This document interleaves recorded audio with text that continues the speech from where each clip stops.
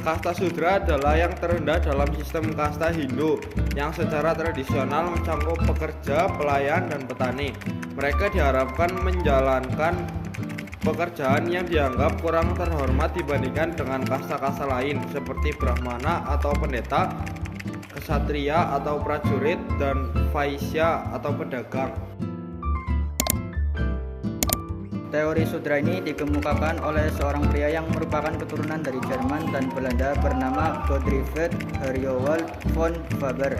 Pria ini lahir di daerah Surabaya tanggal 1 Desember tahun 1899. Pada tahun 1933, dirinya berhasil membentuk sebuah perkumpulan sejarah kota. Beberapa tahun kemudian, dia diangkat menjadi seorang direktur di Museum Oost-Java yang didirikan di daerah Jawa Timur.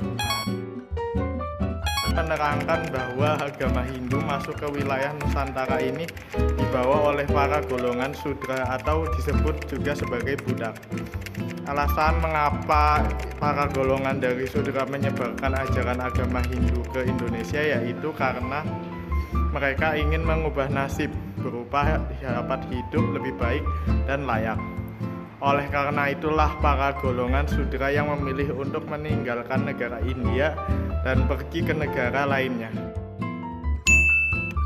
Von Faber mengemukakan pendapat bahwa orang di India yang berkasta Sudra atau pekerja buruh menginginkan kehidupan layak dan lebih baik dibandingkan mereka tinggal menetap di negara India menjadi seorang pekerja buruh yang bahkan tak jarang dijadikan sebagai seorang budak dan para majikan, sehingga mereka memutuskan untuk pergi ke negara lainnya, salah satu yaitu negara Indonesia, guna memperoleh kedudukan yang lebih baik serta lebih dihargai lagi.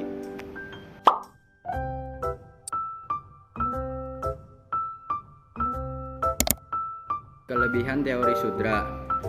Setiap teori masuknya agama Hindu di Indonesia memiliki sejumlah kelemahan dan kelebihan. Hal ini juga berlaku pada teori Sudra.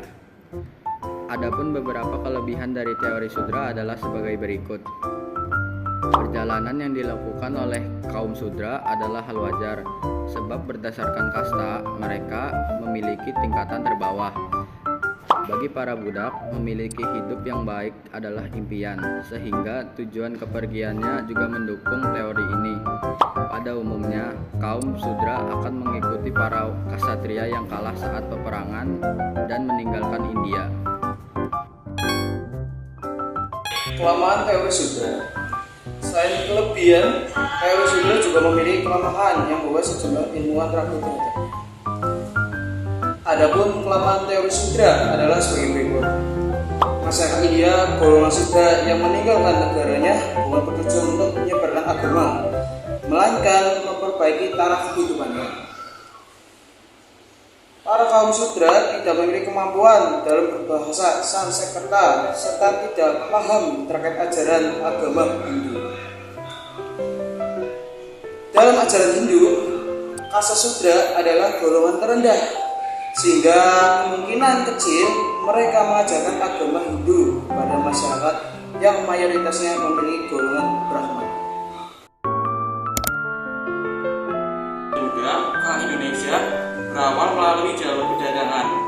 Pada masa tersebut, sebelum bangsa kolonial datang ke Nusantara, Indonesia melakukan transaksi perdagangan dengan bangsa asing, terutama Tiongkok dan India, yang merupakan pusat agama Hindu dan Buddha terbesar di Asia. Masuknya Hindu dan Buddha di Nusantara dimulai pada awal Masehi melalui jalur perdagangan. Hal ini dipengaruhi oleh posisi Indonesia yang sangat strategis dalam bidang pelayaran dan perdagangan. Biasanya rute perjalanan laut dimulai dari India, kemudian dilanjutkan ke Myanmar, Thailand, semenanjung Malaysia, dan pemberhentian terakhir di wilayah Indonesia. Pada teori Sudra, agama Hindu dan Buddha dibawa dari India oleh kaum Sudra atau kaum buruh.